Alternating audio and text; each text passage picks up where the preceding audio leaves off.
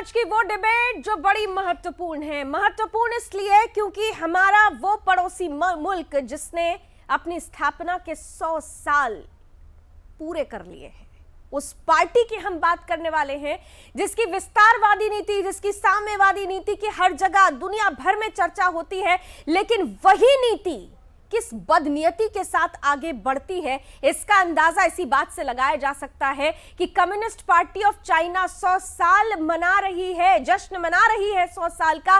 लेकिन इन 100 सालों में जिस तरह से आक्रमणकारी नीतियों के तहत आक्रमण करने की बड़ी कोशिश की गई, विस्तारवादी नीति के तहत भारत को परेशान करने की बड़ी कोशिश की गई, तमाम उन नीतियों के जरिए नियति विस्तारवाद की तय करने की कोशिश की गई जो भारत के लिए मुश्किलें खड़ी कर रहा था, कर रहा है और आगे भी कर सकता है। दरअसल जब 100 साल पूरे हो गए हैं कम्युनिस्ट पार्टी ऑफ चाइना की, तो बड़ा जश्न हो रहा है। इस जश्न में शी जिनपिंग आते हैं इसी पार्टी के संस्थापक के रूप में, माओ त्से का वही जैकेट पहने हुए और वही आवाज, वही शब्द और वही धमकी, कह रहे हैं कि चीन को अब कम मत आकिएगा, चीन बदल रहा है। और ऐसी परिस्थिति में अगर किसी ने भी आंख दिखाने की कोशिश की तो वो उसके लिए बहुत ज्यादा मुश्किलों भरा होगा।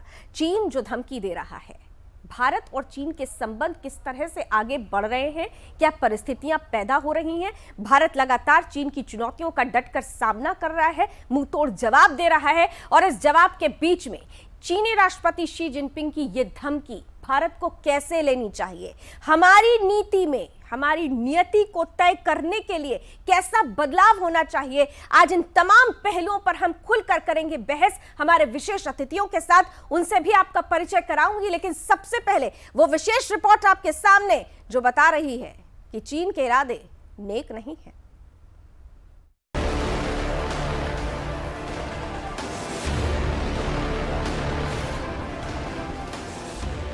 माओ की जैकेट में जिनपिंग के बोल, चीन को धमकाने के गए दिन, विदेशी ताकतें न दिखाएं आंख, चीन को खटक रही भारत की तैयारी। चीन की सत्ता पर काबिज कम्युनिस्ट पार्टी ऑफ चाइना यानी सीपीसी ने गुरुवार को तियानमेन चौक पर अपनी 100वीं वर्षगांठ का बड़ा जलसा किया। सिर्फ कार्यक्रम ही बड़ा नहीं था, बल्कि मंच से चीनी राष्ट्रपति की तरफ से बोली गई बातें भी बड़ी थी, जिन्होंने साफ शब्दों में कहा कि अगर किसी विदेशी ताकतों ने आंख दिखाने की कोशिश की तो उसे चीन के 1.4 अरब लोगों से निपटना पड़ेगा। इस ऐतिहासिक मौके पर शी जिनपिंग माओ त्से तुंग की जैकेट में नजर आए। जिनपिंग ने कहा कि अब चीन को परेशान करने और धमकाने का समय बीत चुका है। करीब 1 घंटे से अधिक के संबोधन में जिनपिंग ने अपने देश की संप्रभुता और उसकी ताकत की चर्चा की। जिनपिंग ने कहा कि ताइवान को चीन की मुख्य भूमि से जोड़ना उनका मिशन है। जिनपिंग ने आगे कहा कि चीन को सशस्त्र बलों के आधुनिकीकरण पर जोर देना होगा और रक्षा बजट भी बढ़ाना होगा। जिनपिंग की धमकी हर उस देश के लिए थी जो ड्रैगन को चुनौती दे रहा है। जाहिर है उसका इशारा भारत की तरफ भी था। दरअसल भारत ने लद्दाख से लेकर अरुणाचल प्रदेश तक 50,000 अतिरिक्त भारतीय जवानों की तैनाती की है, जिससे चीन बौखलाया हुआ है। चीन का भोंपू ग्लोबल टाइम्स पहले ही आरोप लगा चुका है कि भारत पश्चिमी देशों के बहकावे में आकर चीन से प्रतिस्पर्धा करता है तो तबाह हो जाएगा। हाल ही में रक्षा मंत्री राजनाथ सिंह के लद्दाख दौरे में भी ग्लोबल टाइम्स ये कह चुका है कि इससे तनाव कम करने में कोई मदद नहीं मिलेगी, क्योंकि पीएलए काफी मजबूत स्थिति में है। लेकिन चीन अच्छी तरह जानता है कि भारत कड़ा मुकाबला करने में सक्षम है। लिहाजा ये भी कहा जा रहा है कि भारत को चीन के साथ विकास में बराबर का सहयोगी बनना चाहिए। यानी धमकी तो दी ही जा रही है, लेकिन भारत की क्षमता को देखते हुए सहयोग की बात भी की जा रही है। Bureau report, Sudarshan news. तो चीन की गीदड़ भक्ति एक बार फिर से सामने आई है। अब 100 साल पूरे हुए थे। अपनी जनता को यह बताना था कि चीन किस धमक और हनक के साथ आगे बढ़ रहा है, लेकिन इस धमकी को हल्के में भी नहीं लेना चाहिए, क्योंकि चीन ने जिस तरीके से पाकिस्तान के कंधे पर रखकर बंदूक चलानी शुरू कर दी है, वो भारत के लिए निश्चित रूप से एक बड़ी चुनौती बन रहा है। और न केवल पाकिस्तान, श्रीलंका और नेपाल को भी किस तरीके से चीन ने धीरे धीरे अपने आगोश में लेने की शुरुआत कर दी है और भारत के लिए एक मुसीबत पैदा करने की कोशिश की है। तो हमें अपने स्तर पर कितना तैयार रहना है, अंतर्राष्ट्रीय स्तर पर भी और आंतरिक स्तर पर भी, क्योंकि हम ये देखते हैं कि अंदर खाने भी कुछ ऐसे लोग हैं, कुछ ऐसे जयचंद हैं जिनके बयान, जिनका व्यवहार हमेशा से चीन का भारत के विरोध में एक बड़ा हथियार रहा है। चलिए आज इसी मुद्दे के साथ चर्चा की शुरुआत करते हैं। विशेष अतिथियों का पैनल हमारे साथ जुड़ चुका है। स्वागत करती हूं, हमारे साथ आज जुड़ रहे हैं डिफेंस एक्सपर्ट, जाने माने defence expert retired major general K Sinha साहब, बहुत बहुत स्वागत। हमारे साथ जुड़ चुके हैं जाने माने defence expert retired major general PK Sehgal साहब, बहुत बहुत स्वागत। और साथ ही साथ कांग्रेस का पक्ष रखने के लिए हमारे साथ जुड़ चुके हैं अजय अरोड़ा जी। अजय जी, आपका भी बहुत बहुत स्वागत। कुछ ही देर में हमारे साथ बीजेपी से भी कुछ मेहमान जुड़ेंगे, लेकिन शुरुआत, क्योंकि ये मामला चीन का है, के साहब आपके साथ शुरुआत करती हूँ। मुद्दा बड़ा इसलिए हो जाता है, चीन, शी जिनपिंग का शासन 100 साल उस पार्टी के जो ये दम भरता है कि चाइना के अस्तित्व में, उसकी विरासत को संजो कर रखने में, उसके विकास में इस पार्टी ने महत्वपूर्ण योगदान दिया। लोकतांत्रिक पार्टी कहा जाता है अपने आप को, खुद ही स्वयंभू लोकतांत्रिक पार्टी मान लिया है चाइना ने, लेकिन जो परिस्थितियां बनी हुई हैं बीते 100 सालों से आज तक, और इन परिस्थितियों के बीच में जिनपिंग का धमकी भरा वो वाक्य भारत को किस तरह से लेना चाहिए? लावनी जी, आज बहुत इंपॉर्टेंट डे है सामरिक के लिए, और जो जियो स्ट्रेटेजिक बातें होती हैं, जियो पॉलिटिकल बातें होती हैं, बहुत अहम दिन है। वर्ल्ड ऑर्डर का एक इमरजेंस के लिए भी बहुत इंपॉर्टेंट है जिस तरह से चीजें चल रही हैं। देखिए, जो 1 जुलाई का दिन है, वो 100 साल जब पूरा होता है, जो कि शुरू हुआ था 1921 में, जो चाइना कम्युनिस्ट पार्टी की बात रखी गई थी, और जब 1920 से लेकर के 1949 तक उन्होंने सिविल वॉर के बाद फिर जैसे चाइना का स्थापना हुआ, रिपब्लिक ऑफ चाइना का, और जब कंप्लीट होता है ये समय, तो एक पड़ाव है, सेंटनरी है, और इसके लिए चाइना ने एक माइलस्टोन रखा था। तकरीबन वो उस माइलस्टोन के अनुसार चलता रहा। उसकी कार्यकाल यदि आप लें, खास करके ले चाहे पीपल रिपब्लिक ऑफ चाइना के आने के बाद, तो 29 साल का समय माओ जेडोंग, माओ से तुंग भी कहते हैं, उनका रहा, जिसकी वर्दी आज शी जिनपिंग को आपने दिखाया पहने हुए, वही भाषा, वही बोल, वही चीजें चली। जब ये हुआ था 1949 में, उसके बाद 49 से 61 40 मिलियन चाइनीज मारे गए थे। 40 मिलियन, उसके हाथों में खून लगी हुई थी। मगर उसके बाद जिस तरह से 62 में हमारे साथ हुआ, और उसके बाद सारी चीजें आप जानती। आज का दिन इसलिए बहुत इंपॉर्टेंट है, और जब शी जिनपिंग बोल रहे हैं तो उनको बातों को बहुत गौर से लेना चाहिए। और देखिए, जो भी माइलस्टोन उन्होंने रखा है तकरीबन पूरा किया है। आज चाइना पूरे अमेरिका को, पूरे विश्व को जिस तरह से एब्सोल्युटली खड़े होकर के अपने विस्तारवाद, अपने हेजेमोनिक एम्बिशंस के द्वारा ये किया है, ये सही है। अब दुनिया जागी है। जब ऐसा हुआ था, 1 सेकंड और लूंगा क्योंकि आपके दर्शक समझेंगे। जब इनको मिला 1949 के बाद, अमेरिका, जब इन्होंने क्लोज डोर रखा था, तो अमेरिका इसको रिकॉग्नाइज नहीं किया था, उनके साथ संबंध नहीं थे। जब माओ से मर गए, जब उनकी देहांत हुई 76 में, अमेरिका ने और रोनाल्ड रेगन का सबसे बड़ा गलती, तो जो उन्होंने उसको रिकॉग्नाइज किया और कहा कि चाइना को तरक्की करना चाहिए, उसको जोड़ना चाहिए विश्व के साथ, सबसे बड़ी गलती थी। और उनकी गलती के कारण पूरा विश्व ही आज दिखा रहा है जी। उनकी जो सपना था। और देखिए जो उनकी सेकंड माइलस्टोन है, जो आप देखेंगे 2049 में आना, उसके पहले 2 साल पहले वो चाहते पूरे प्लैनेट में, उनका ये माइलस्टोन है, पूरे प्लैनेट में अपना आधिपत्य जमाए। यदि आप नहीं जागोगे, दुनिया नहीं जागेगी, भारत नहीं जागेगी। बिल्कुल आधिपत्य जमाना है, विस्तारवादी नीति है, साम्यवादी नीति रही है। पीके सहगल साहब, चाइना ने अपने एग्जिस्टेंस को बरकरार रखने के लिए जिस नीति को अपनाया था वो नीति आज भी बरकरार है, यानी सस्टेनेबल जिसे कहते हैं वो तो हम चाइना में देख रहे हैं, वो पॉलिसीज है। चाइना क्लियर कट अपनी बातें करता है, व्यवहार भी वही अपनाता है और उसे कोई फर्क नहीं पड़ता। वो जो करता है उसके बाद झूठ भी बोल देता है, उसे कोई फर्क नहीं पड़ता, ये उसकी पॉलिसी का हिस्सा है। लेकिन हर बार ऐसा होता है कि हमें बहस करनी पड़ती है कि भारत अब कैसी नीति बनाए, भारत चाइना से कैसे लड़े, कैसे जूझे उसकी चालाकियों से। ये मसला आज का नहीं है, दशकों पुराना है। कितनी बड़ी चुनौती के रूप में आप चाइना को लिया जाए? देखो, आज चाइना जो है बैकफुट पर है वुहान की वजह से। चाइना बैकफुट है क्योंकि वेस्टर्न वर्ल्ड जो है उसके इंडस्ट्रियल बेस को जो है मैन्युफैक्चरिंग और एक्सपोर्ट को टारगेट कर रही है।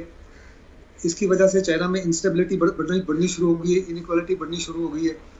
तीसरा सबसे बड़ा जो चाइना के लिए प्रॉब्लम है उसकी पॉपुलेशन एज हो रही है। अगले 10 साल तक वो हर साल केवल 10 बिलियन लोगों को ही उतार सकता है, जो उसके देश की प्रोडक्टिविटी आगे करेंगे।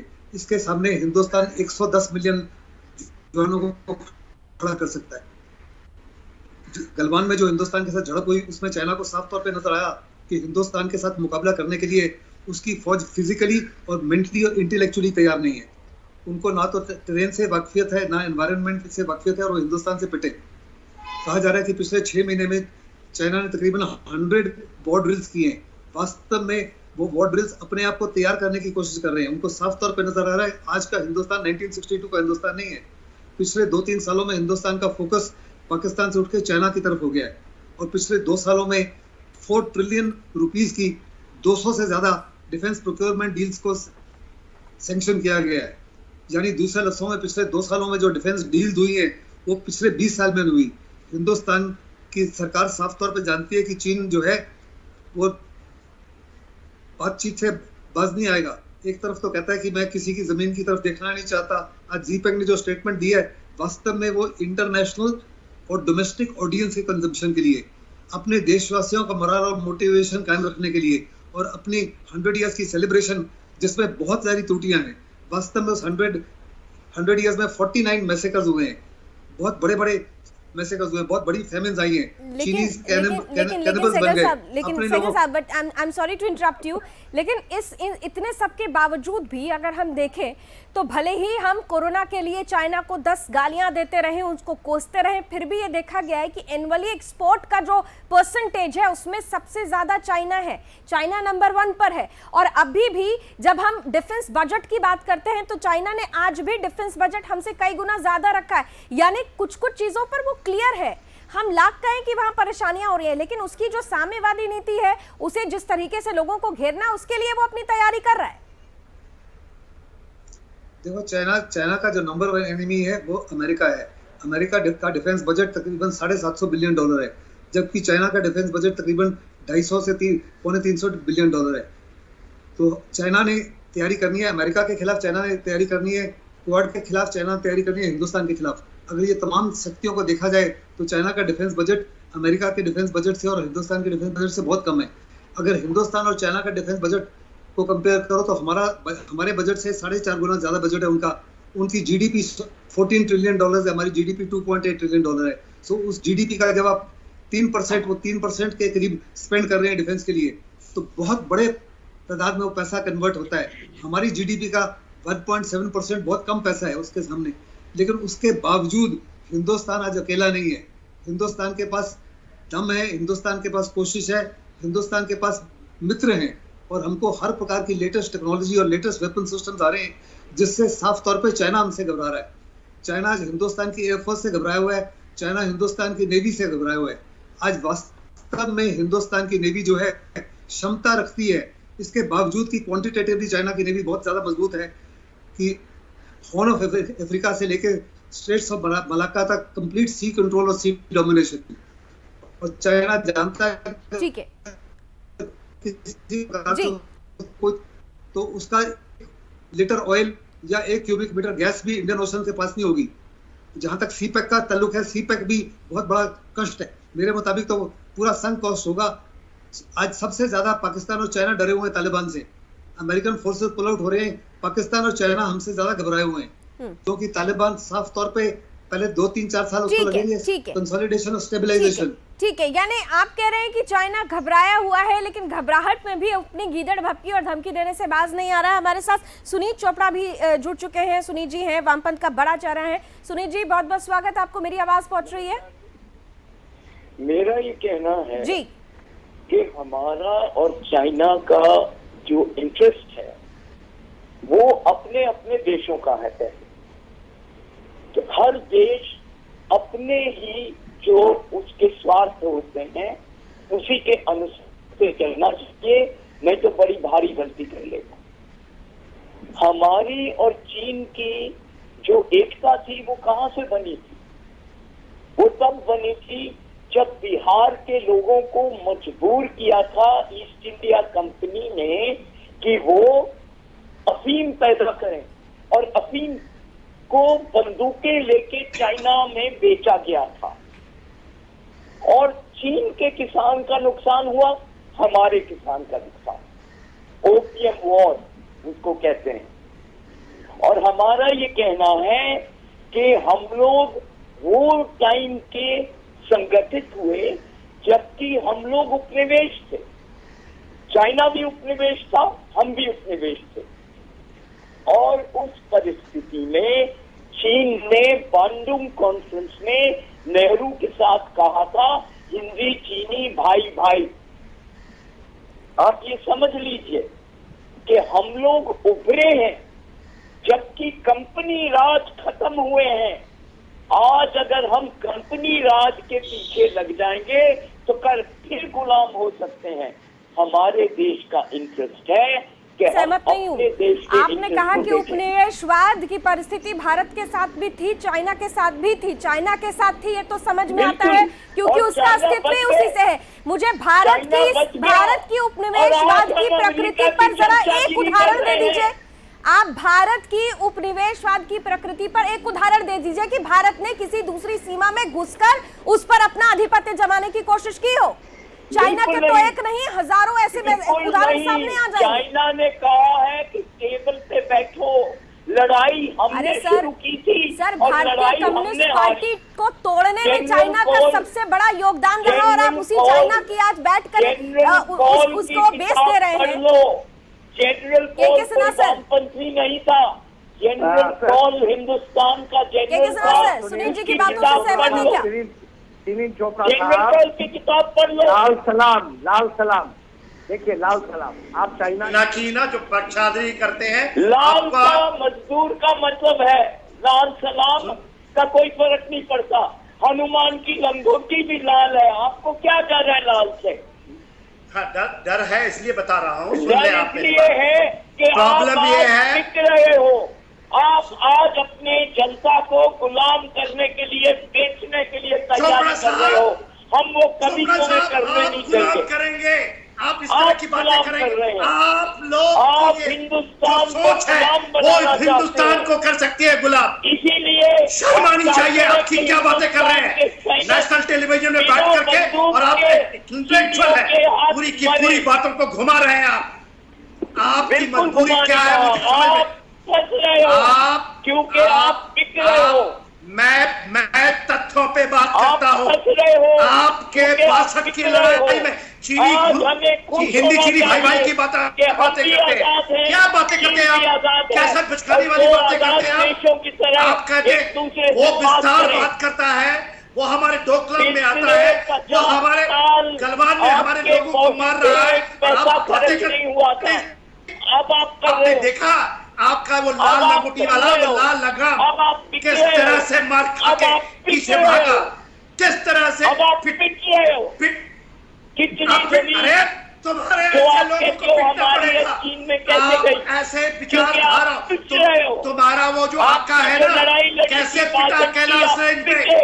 कैसे पिटा वो गलवान में। अरे चुप हो जाओ, चीन आ शर्म गया करो था आप। और वापस ये चला बैठे गया। हुए देश के दुश्मन, तेजपुर तक ये देश चीन के आ अंदर गया बातें था, करने वापस वाले। चला गया। और अरे आपके चला गया, सैनिक अभी तो पकड़े चाइना गए, ने शुरू आपने किया है। उनको फौज से तमाचे निकाल पे दिया। तमाचे पड़ेंगे। ये तुमने जो बातें की है ना, ये तुम्हारे इस बिल्कुल, मैं आंकड़ों आपको बता रहा हूं को कि इंडिया सच्चाई है। दिखाएगा। और जो विस्तारवाद का हिंदुस्तान के लिए जो तमाचा नुकसान पड़ा है ना, जो और प्रधानमंत्री ने हिंदुस्तान कहा, के लिए फायदा है। यही सबसे आप बड़ी अपने ये सबसे बड़ी फायदे की विडंबना है बात सुनील जैसे जी। प्रधानमंत्री ने नीमू से कहा ना, विस्तारवाद का खत्म हुआ। ये सबसे बड़ी विडंबना है और यही विडंबना है सुनील जी कि धीरे धीरे भारत में किस तरह से कम्युनिस्ट पार्टी का क्या हक हो रहा है, ये आपको समझ नहीं आ रहा है। देश से गद्दारी आपने अपना ली। चाइना से अगर सीखना ही है तो देखिए कि चाइना में किस तरीके से अपने देश के लिए विरोधियों को जगह नहीं दी जाती है, लेकिन आप देते हैं जगह। ठीक है, एक छोटा सा ब्रेक में ले लेती हूँ जरा यहाँ पर, फिर उसके बाद अजय जी के पास जाऊंगी। अजय जी माफी चाहती हूँ, ब्रेक के बाद आपके पास आऊंगी, लेकिन महत्वपूर्ण मुद्दा है। देखिए यहाँ पर सीधे सीधे जब चाइना अपना 100 साल का जश्न मना रहा है, कम्युनिस्ट पार्टी ऑफ चाइना 100 साल का जश्न मना रही है, तो यहाँ पर हमारे लिए बड़ी चुनौती ये है कि जिस 100 सालों में जिस नीति के साथ भारत के लिए चाइना ने मुश्किलें पैदा की है, और एक बार फिर से जिनपिंग उसी माओ जैकेट में आकर धमकी भरे अंदाज में कह रहे हैं कि कम आंकने की अब हिमाकत मत करिएगा, चाइना बदल चुका है। क्या बदलाव आ रहा है, क्या नीतियां हैं जो हम पर भारी होने वाली हैं, हमें कितना तैयार रहने की जरूरत है आंतरिक और अंतर्राष्ट्रीय स्तर पर, इसी पर हम चर्चा जारी रखेंगे इस छोटे से ब्रेक के बाद।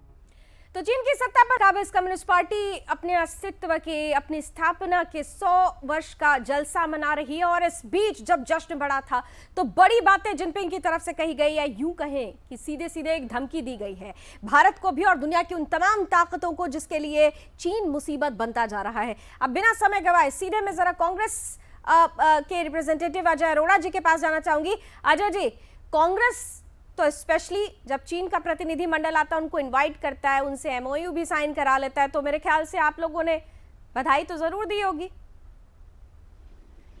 लावनी जी, हमने ना तो बधाई दी, ना जब प्रधानमंत्री ने झूला झुलाया शी जिनपिंग को, ना हमने जब बधाई दी जब झूला झुलाया। चाइना के अपना जश्न मनाए, लेकिन जिस प्रकार से एक तो सीना, एक तो कहते हैं, एक तो चोरी, ऊपर से सीना चोरी, ये दादागिरी चलने वाली नहीं है। लावनी जी, आपने कांग्रेस की बात की, हम देश के साथ हैं। उनकी हिम्मत कैसे हुई? हम तो सोच रहे थे 28 गुना 2 56 इंच कुछ ना कुछ तो बोलेगा आज। 56 इंच को बोलना चाहिए और चाइना को मुंह तोड़ जवाब देना चाहिए। जिस प्रकार से जम्मू कश्मीर में जो ड्रोन चल रहे हैं मेड इन चाइना, इसका उत्तर देना चाहिए। किस प्रकार से पाकिस्तान को, श्रीलंका को, नेपाल को वो सपोर्ट कर रहा है, और पूरे विश्व में जिस प्रकार से उसे धमकी दी है। लावनी जी, मैंने बोला ना, कांग्रेस और बीजेपी की बात नहीं है, देश की बात है। देश के खिलाफ जो बात आती है, आप लोग कहते हैं कि देश की बात है, लेकिन गलवान में जो कुछ होता है उस पर आप सवाल खड़े कर देते हैं, डोकलाम में जो कुछ होता है उस पर सवाल खड़े कर देते हैं। मैंने कहा ना, चाइना के प्रतिनिधि मंडल को बुलाकर आप लोगों ने किस तरह से एमओयू साइन किया था, सुप्रीम कोर्ट ने डांट लगाई थी सर, बच्चों को जैसे डांटा जाता है ना, सख्त डांट लगाई थी, आपको भूल गए वो डांटा, और आप देश की बात कर रहे हैं। लावनी जी, आपने वुहान और गलवान की बात और की, देखिए आज मैंने इसीलिए बीजेपी के स्पोक पर्सन उनको इनवाइट किया गया था, वो अभी तक नहीं आए, और मैं निश्चिंत हूँ इसलिए क्योंकि देश के प्रतिनिधि के तौर पर हमारे सामने सेना के 2 बड़े ऐसे चेहरे हैं जो जानते हैं सेना मतलब देश, देश का क्या मैं उत्तर मतलब दे होता सकता है? हूं? के सिन्हा सर और पीके क्या मैं सहगल सर उत्तर आपको दे सकता बताएंगे? हूं?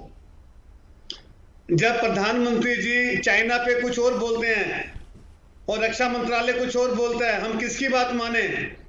हम किसकी बात माने लावनी जी बताएं? हमने तो अगर इतनी हिम्मत आप होती देश की सेना की बात मानिए। चाइना के पीके दो टुकड़े सहगल कर सर, देते। जिस ये प्रकार किसकी इंदिरा बात गांधी माने? ने पाकिस्तान के दो देश के टुकड़े कर सेना दिए प्रमुख और जब कुछ बांग्लादेश कहते बना दिया। हैं तो उनको हमने भी पाकिस्तान के दो सरकार टुकड़े का कर दिए। प्रतिनिधि बता दिया जाता है, गली का गुंडा जैसा शब्द इस्तेमाल कर दिया जाता है। क्या बात कर रहे हैं जय अरोड़ा जी? पुराना इतिहास पलटेंगे ना तो दर्द होगा, क्योंकि ऐसे ऐसे शब्द बोले गए हैं आप लोगों की तरफ से। पीके सहगल साहब, हमने तो पाकिस्तान के दो हिस्से कर दिए, दो टुकड़े। अगर इतनी हिम्मत होती 56 इंच के सीने में, आज भाजपा का पूछता नहीं है तो जवाब पूछता उससे मैं आज जवाब पूछता। लेकिन अच्छा आप उनकी पैरवी कर रही हैं। नहीं, मैं किसी की पैरवी नहीं कर रही हूँ। लेट मी क्लियर यू, मैं किसी की पैरवी नहीं कर रही हूँ। मैं अपने देश की पैरवी कर रही हूँ। मैं अपने देश की प्रवक्ता हूँ और उसकी पैरवी कर रही हूँ। मैं हिंदुस्तान और भारत की पैरवी कर रही हूँ, इसलिए आप क्लियर हो जाइए। आप पहले क्लियर हो जाइए। ठीक है सहगल सर, सहगल सर आपको मेरी आवाज पहुंच रही है? जिस माफी की बातें कांग्रेस पार्टी करती रही है, क्या बात करूं? आप समझ नहीं पाए मेरी बात। आपको खत्म कर दिया होता ISI ने, और सुमित जी आपको करेक्शन सेंटर में भेज दिया होता। अजय जी हैं कांग्रेस के प्रवक्ता हैं अजय जी, उन्होंने अपनी बातें रखी है। सहगल साहब, जहां तक हिंदुस्तान का ताल्लुक है, हिंदुस्तान जो है बहुत बड़े पैमाने पर हर प्रकार से तैयारी कर रहा है चाइना को मुंह तोड़ जवाब देने का। आपने कहा इंटरनल और एक्सटर्नल क्या कर रहे हैं? इंटरनल में हम 4-5 चीजें कर रहे हैं। पहले आप देखो गलवान की झड़प के बाद में हिंदुस्तान का फोकस पाकिस्तान से शिफ्ट होकर चाइना की तरफ चला गया। दूसरा हम बहुत बड़े पैमाने पर जी सुना मैंने आपको। मुझे लगता है शायद सहगल सर नहीं सुन पाए इस बात को कि शर्म करो, एक बार हार चुके हो।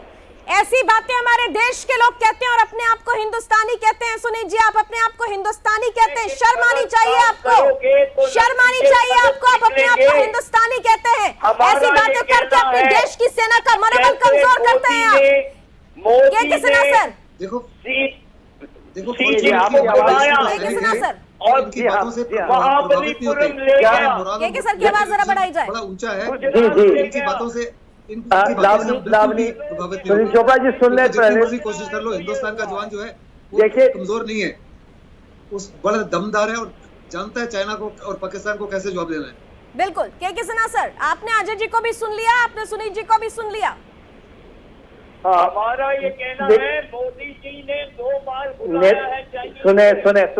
सुनिए चोपड़ा साहब, PLA के आप लाल आर्मी के शपथ सुने मेरी बात।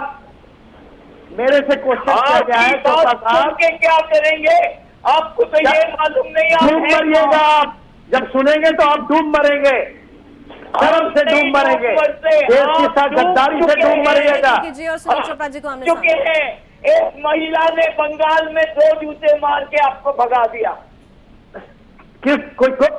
अरे भाई, हाँ आप आ जाए। चाइना के ऊपर डिबेट है, आप चाइना के ऊपर ने 100 साल पूरा किया है आपके आकाओं ने। महिला आपकी जाता है बात करने लायक नहीं रहता है। हाँ, क्या प्रॉब्लम आपको है? आपको ही आप बड़े उछल रहे हो ना कि महिला ने भगा दिया, आपको जूते मार के निकाले थे वहां से, वेस्ट बंगाल से। केरला में आपको साफ कर चुके एक आदमी को समझ चुके हैं आप, समझ चुके हैं आपकी मानसिकता, आपकी मानसिकता। आप जो आकाओं की बात करते हैं वो तो आप खुद में चुके हैं। आप कहीं के ले रही न घर से न घाट के, उन लोगों के साथ केवल टीवी चैनलों में आकर के अपने आकाओं की बात करते हैं। सुनिए, मैं एक चीज जरा क्लियर कर दूं। मुझे लगता है सुनील जी को कुछ कंफ्यूजन हो रहा है। सुनील जी, के सिन्हा जी और पीके सहगल जी बीजेपी के स्पोक पर्सन नहीं है, दोनों ही रिटायर्ड मेजर जनरल है। और के सिन्हा सर को आप कह रहे हैं कि आपको साफ कर दिया गया, सेना को साफ कर दिया आपने। सेना के खिलाफ कितना जहर भरा हुआ है इस देश की सेना के खिलाफ। मैं फिर कहूंगी कि आप अपने आप को हिंदुस्तानी कहते हैं, शर्मानी चाहिए आपको। आइए के सिन्हा सर जवाब दे दीजिए, मुझे लगता है वो क्लियर हो गए होंगे। कौन से हालत में कर दिया? ये सेना वो सेना है जो आपके आकाओं की आर्मी, PLA आर्मी, लाल आर्मी को मुंह पर थप्पड़ मारती है, कहाँ? उसको खाते खाते करती है, उसके आंखों के नीचे से कैलाश में जाती है। और आपको पता होना चाहिए मैंडो गरुजन में घुस के मारती है। और आने वाले समय में चोपड़ा साहब आपके इसी पीओले के आर्मी को, आपके इसी सी जिनपिंग को ऐसे मात देगी, क्योंकि ये वही भारत है, वही देश की सेनाएं हैं, वही देश है जो उसके विस्तारवाद को और आपके आकाओं को इस दुनिया में नहीं फैलने देगी। जो हमने किया है, जिस तरह से हमने ट्रेड वॉर में, चाहे वो हमारे एक्ट का वॉर हो, चाहे हमारे सामरिक तरीका हो, जैसे क्वाड के ऊपर में, इंडो पैसिफिक के ऊपर में, वो हमने जो आपको मार दिया है। और आप बता दीजिएगा शी जिनपिंग को, अपने आकाओं को, कि इस तरफ भूल ना करें। ये देश ऐसा है जो कि आपके वंशज जो है ना, जो माओ सेतुंग, जो माओ जेडोंग की आप बात करते हैं, जो लाल लगाम की बात करते हैं, उसमें आप दफन हो जाएंगे। आपकी सोच क्योंकि वो सिमट के रह गई। आज वो डेमोक्रेसी की बात करते हैं। टाइनामैन स्क्वायर याद है आपको 89 में कैसे मारे पड़े थे। आज उनकी ये आउट हो गई कि हम डेमोक्रेसी बन जाएंगे 2049 में। अरे भाई, डेमोक्रेसी प्रॉक्सी से नहीं बनता, भारत बनाएगा आप डेमोक्रेसी, क्योंकि पूरी की पूरी बात चाइना की जनता आज उसकी मांग है कि डेमोक्रेसी आए, भारत की डेमोक्रेसी आए। G20 का नाम सुना है? ये जो गठबंधन बन रहा है चोपड़ा साहब, ये चाइना के लिए सबसे बड़ी मुसीबत है। लेकिन इन सबके बीच के किसना सर, देखिए आर्ग्यूमेंट्स होते रहेंगे, हर किसी की अपनी राय है, लेकिन इन सबके बीच में जो महत्वपूर्ण मुद्दा है कि चाइना, मैंने पहले भी शुरुआत भी यही की, और मैं पीके सहगल साहब और के सिन्हा जी, आप दोनों के लिए मेरा एक सेम सवाल होगा। सिन्हा साहब, आपके साथ शुरुआत करती हूँ कि China is very clear about it's policy, उसका क्लियर है, उसने जो करना है वो करेगा। लेकिन व्हाट अबाउट अस, जिस प्रॉक्सी वॉर की बात हम लगातार देखते आए हैं, झेलते आए हैं, क्यों नहीं? मैंने आपसे, जब हम पाकिस्तान पर बहस कर रहे थे, तब भी मैंने आपसे के सर यही पूछा था कि हर बार हम एक्शन क्यों करेंगे, हम रिएक्शन करते हैं और फिर उसके बाद एक्शन लेते हैं, क्या उधर से एक्शन होता है उसको देखते हैं। प्रॉक्सी वॉर को लेकर हम कब तक इस तरीके की पॉलिसीज बनाते रहेंगे कि आज हम ये करेंगे, आज हम ये करेंगे, फिर वो कुछ करेंगे तो हम इसका जवाब देंगे? लावनी जी, यही प्रॉब्लम है। ये रिएक्शन भी होते हैं। जरा इनको चुप करा दीजिए, नहीं तो आपका जो अहम सवाल है, आप लोग देते हैं, रिएक्शन आप लोग देते हैं, ये रिएक्शन है और इसी को हथियार बना लेता है चाइना। कुछ डाउन कीजिए, वॉल्यूम को डाउन। के सिन्हा सर को जरा दीजिए और फिर पीके सहगल साहब को। के सर देखिए उनका, देखिए लावनी जी, बहुत अहम सवाल किया है। मैं इसलिए बोल रहा था कि चोपड़ा साहब चाइना का बैटिंग कर रहे हैं। जो आपका सवाल बहुत अहम है। हम ऑलवेज रिएक्टिव मोड में रहते हैं और हम इसलिए चाइना को बढ़ने दिया। 62 में भी हम नहीं हारते, हमने अपने एयरफोर्स को नहीं यूज करने दिया, हमने 62 के अंदर में काउंटर ऑफेंसिव नहीं करने दिया। और किस लिए नहीं करने दिया? क्योंकि हम उस समय भी रिएक्टिव थे, आज भी रिएक्टिव हैं। कुछ कभी कभी हम खुलते हैं तो आप देखिए उसका क्या परिणाम होता है। हमें खुल करके सामने आना पड़ेगा अपने स्ट्रैटेजिक। आज क्वाड बन गया, क्वाड प्लस की बात हो रही है, बट ये बातें हैं, जमीन पे नहीं है। इन चीजों को यदि आप, मैं इसलिए कहा था बिगनिंग में, चाइना को हल्के में मत लीजिए। बिल्कुल, चाइना उस चीजों को कर लिया है जो चाइना ने अपने लिए सेट किया था। आपसे भी मैं चाहूंगी, क्योंकि कहानी उधर से लिखी जा रही है, उपसंहार हमें करना होगा और उपसंहार बहुत जरूरी है। देखो, इसमें किसी प्रकार का कोई शक नहीं, हमने अपना फोकस चाइना की तरफ कर लिया है। हमने वन स्ट्राइक कोर जो है उसको चाइना के खिलाफ लगा दिया है। एक 17 स्ट्राइक कोर है, वो भी माउंटेन्स के लिए रेज किया जा रहा है। हमारे पास रिपोस्ट कैपेबिलिटी नहीं थी। हम पहली बार हिंदुस्तान को वो शक्ति दे रहे हैं, क्षमता दे रहे हैं कि हम चाइना की जमीन को कैप्चर कर सकते हैं और चाइना को बैकफुट पे कर सकते हैं। चाइना इससे काफी ज्यादा हम अपनी तैयारी कर रहे हैं, लेकिन इन तैयारियों के बीच में जी, क्योंकि समय की सीमाएं हैं, लेकिन आप दोनों के लास्ट कमेंट बहुत इंपॉर्टेंट थे sir. Thank you so much, आप सभी ने हमें समय दिया।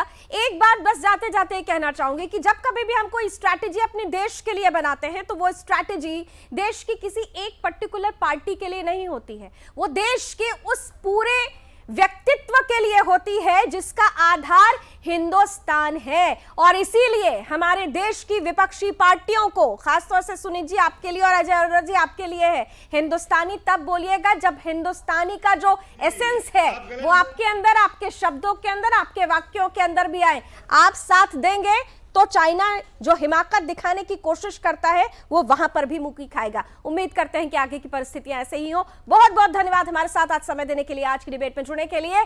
अभी बस इतना ही। देश और दुनिया की तमाम खबरों के लिए आप जुड़े रहिए सुदर्शन न्यूज के साथ। जय हिंद।